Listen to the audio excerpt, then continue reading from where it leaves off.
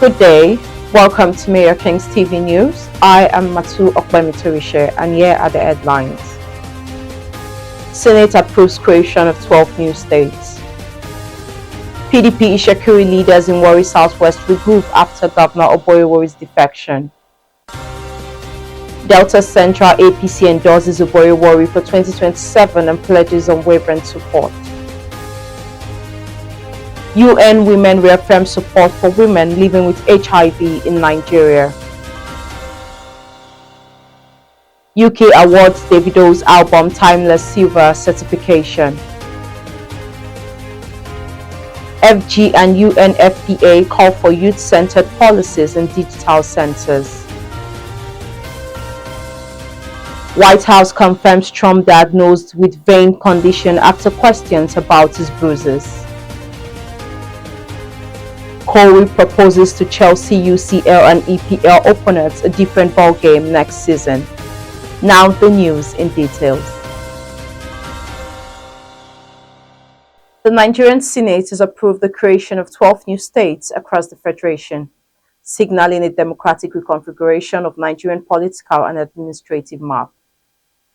The decision, ratified after the third and final reading of the report by the Senate Committee on the State Creation, marks the most sweeping alteration to the country's state structure since 1996.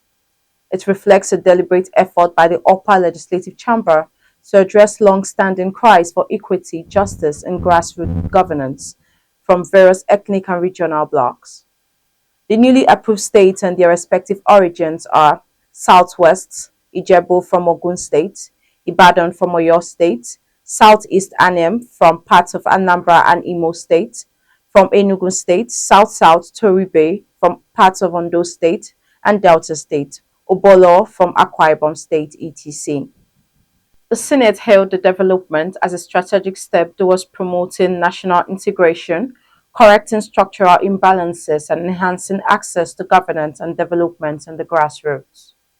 However, the legislative approval will now trigger the next phase of constitutional and administrative formalities, including assent by the presidential potential referendums in the affected areas, and eventual publication of a federal gazette outlining governance frameworks for the new states.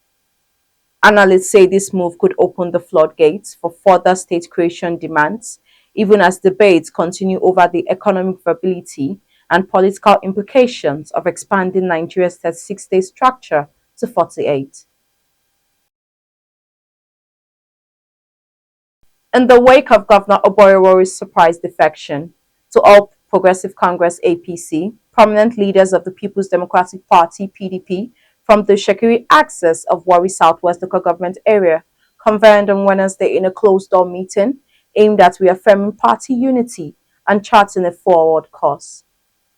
The gathering, described by insiders as both strategic and symbolic, brought together respected PDP figures including Chief Edwin Olley, Tenumah Joseph, Arubi, Femi Uwawah, Arubi Emiko, David Oligida, Marian Lori, and Bridget Fregene.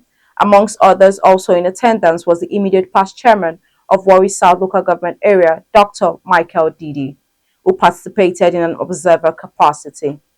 Sources at the meeting confirmed that discussions centered on reorganizing the party structure at the grassroots, with all attendees unanimously agreeing to return to their respective wards to begin mobilizing support and re-engaging loyalists. The meeting ended on a consolatory note, with plans underway for a broader reconciliation and strategy section involving leaders from the dual axis of the local government in coming days.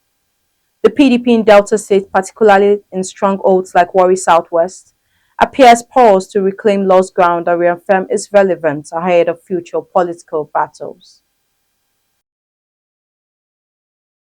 The Delta Central Senatorial District Executive Committee of All Progressive Congress APC has formally reaffirmed its unwavering support for the leadership of Governor Sheriff Oborevwori, endorsing him as the sole gubernatorial candidate of the party for the 2027 Delta State governorship election.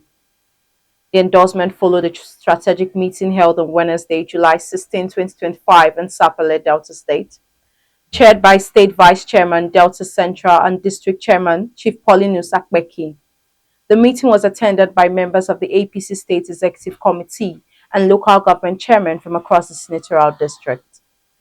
Speaking shortly after the meeting, Chief Ekpeki commended Governor Oborevwori's performance since assuming office, describing his achievements as unprecedented and a reflective of a strong commitment to good governance under his more agenda.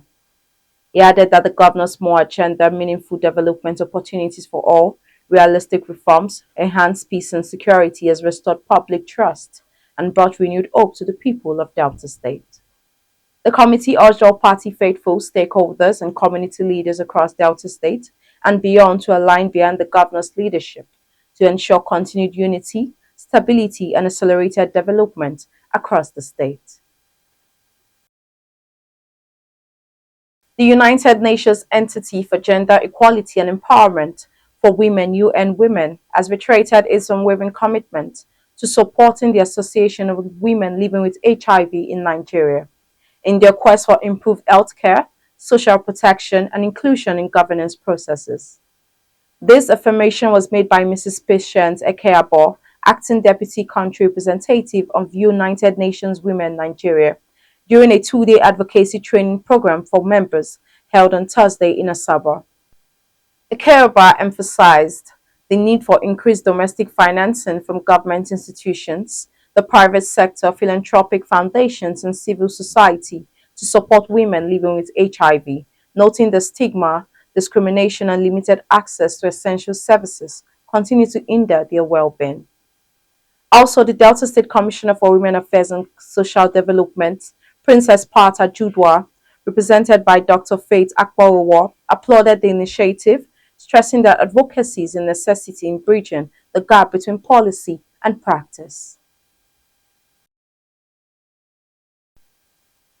On entertainment, Nigerian musician David Adeleke, popularly known as Davido, has been awarded a silver certification in the United Kingdom for his album Timeless. The album broke multiple streaming records on Spotify Nigeria, Boomplay, Audiomack, and YouTube. The leading platform for music analysts and certifications, Charts Data, explained that the album was acknowledged after selling over 100,000 units in the UK. Also, the song earned the singer a Eddie's nomination for Song of the Year and two Grammy nominations for Best Global Album and Best Global Song Performance. Now on the business news. The federal government on Thursday joined the Global Committee in marking World Population Day 2025, renewing its call for greater investment in its youth population and reinforcing the use of data in national planning. World Population Day, observed annually on July 11 since 1990, serves as a platform to raise awareness on population issues and their impact on development. Speaking at a press conference in Abuja to commemorate the day, Chairman of the National Population Commission, Nasa Kwara, emphasized the urgent need to address the barriers facing young people in order to unlock the country's democratic potential. The event was organized by NPC in collaboration with the United Nations Population Fund. Kwara said the theme of this year's observance, empowering young people to create the families they want in a fair and hopeful world, was timely and critical for Nigeria, considering its democratic profile.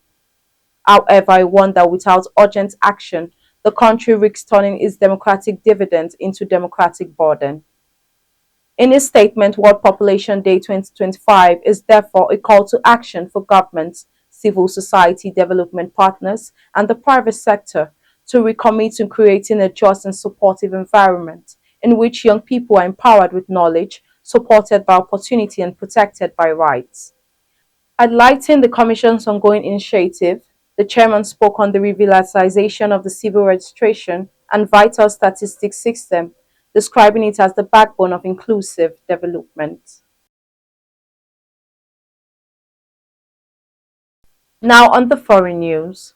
Donald Trump is suffering from a chronic vein condition, the White House announced on Thursday, after days of speculation regarding photographs showing bruises on the US president's hand.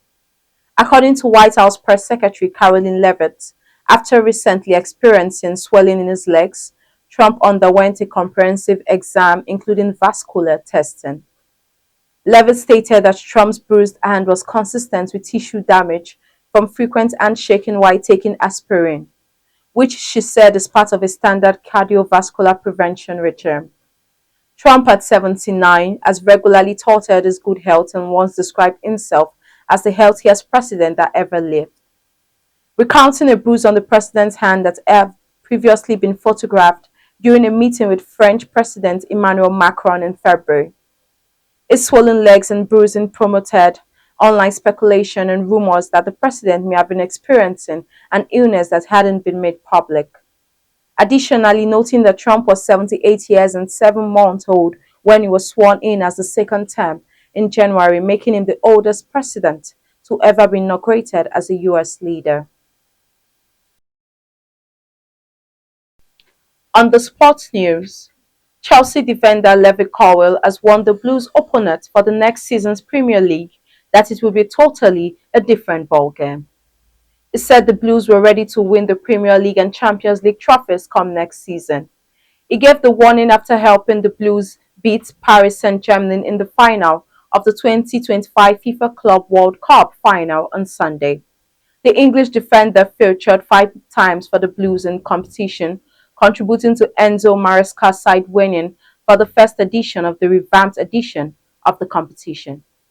Colwill stated that he expects the West London side to compete for the biggest titles in 2025 and 2026 season, highlighting how Chelsea shocked the football world when they beat European champions Paris Saint-Germain 3-0 to lift the Club World Cup in the United States.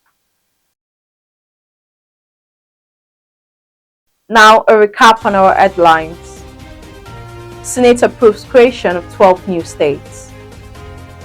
PDP Itsekiri leaders in Warri Southwest regroup after Governor Oborevwori's defection. Delta Central APC endorses Oborevwori for 2027 and pledges unwavering support. UN Women reaffirm support for women living with HIV in Nigeria. UK awards Davido's album Timeless silver certification. FG and UNFPA call for youth-centered policies and digital census. White House confirms Trump diagnosed with brain condition after questions about his bruises. Colwill proposes to Chelsea's UCL and EPL opponents a different ball game next season. That's the news as detailed by Timiala Emanuela. I am Matsu Okpamitorishe. Thanks for watching.